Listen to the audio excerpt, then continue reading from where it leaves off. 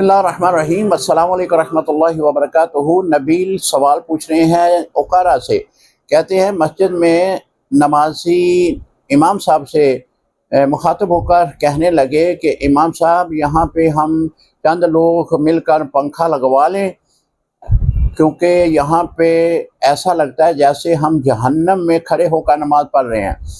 تو سوال میں یہ پوچھا گیا ہے کہ اس طرح جہنم کی تشبیہ دینا شرعی طور پر ان کے لیے کیا حکم ہے؟ جی محترم، اللہ کے گھر میں کھڑے ہیں، مسجد اللہ کا گھر ہے اور اللہ کے گھر میں وہ اللہ کے حکم کو ادا کر رہے ہیں، یعنی نماز پڑھ رہے ہیں، تو اس طرح جہنم سے تشبیہ دینا ان کے لیے ٹھیک نہیں ہے۔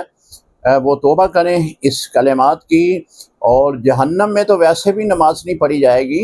جہنم میں تو مشرکین ہوں گے جو اللہ کے رسول کے احکامات پہ عمل نہیں کرتے رہے، وہ جہنم میں جائیں گے۔